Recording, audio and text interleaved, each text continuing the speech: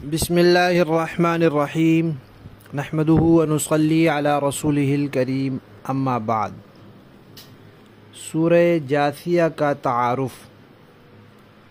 اس سورت کا نام سورہ جاثیہ ہے جو اسی سورت کی 28ویں آیت میں موجود ہے۔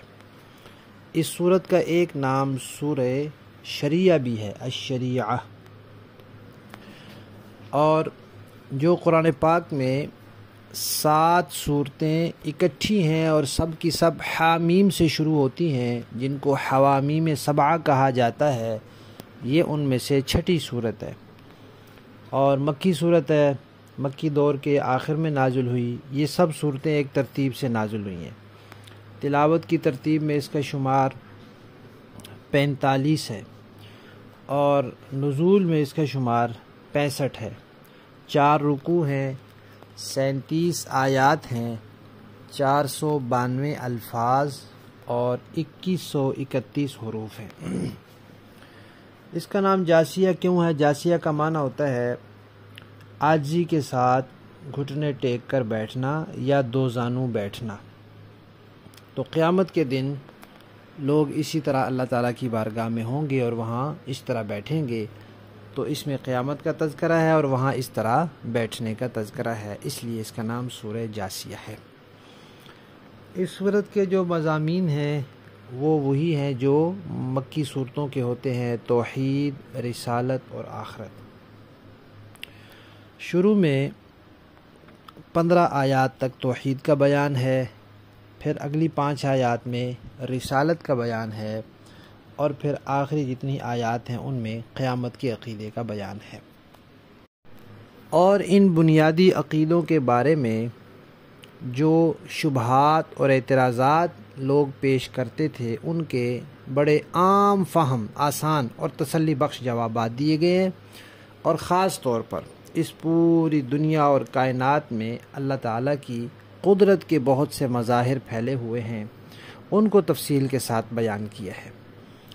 پھر جو لوگ منکر ہیں قرآن کے، دین کے، توحید کے، رسالت، قیامت کے، اور جو مجرم ہیں ان کو ڈرایا گیا ہے جہنم سے اور برے انجام سے، اور ان سے یہ کہا گیا ہے کہ تم یہ نہ سمجھو کہ ایمان اور کفر برابر ہے، تقوی اور فسق گناہ برابر ہے۔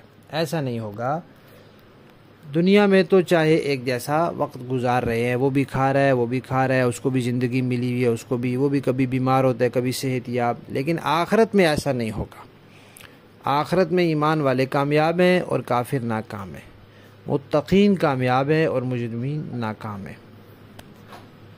وہاں ہر شخص کو اپنے عقیدے اور عمل کے مطابق بدلہ ملے گا۔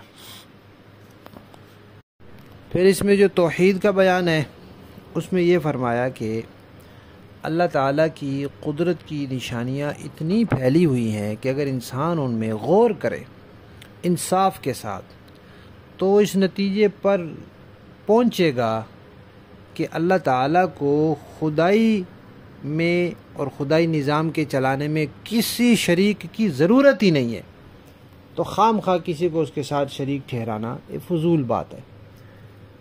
اور یہ بھی بات آئی ہے کہ نبی پاک صلی اللہ علیہ وسلم کو کچھ احکامات ایسے دیے ہیں جو پچھلی امتوں سے مختلف ہیں، تو یہ اللہ کی مرضی ہے۔ اللہ تعالیٰ جس وقت جو حکم مناسب سمجھتے ہیں دے دیتے ہیں۔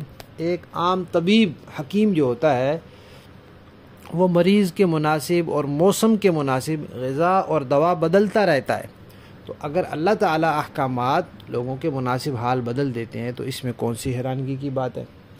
اور اس کے علاوہ صورت میں اس بات کا تذکرہ بھی آیا ہے کہ اللہ تعالیٰ کے ہاں لوگوں کے اعمال لکھے جاتے ہیں اور جو مجرم ہیں ان کو مہلت دی جاتی ہے، اور اس بات کا تذکرہ بھی آیا ہے کہ اللہ تعالیٰ کے سامنے کسی کی زبردستی نہیں چلتی، کوئی زبردستی اللہ تعالیٰ کے سامنے سفارش نہیں کر سکتا، زبردستی سفارش نہیں منوا سکتا۔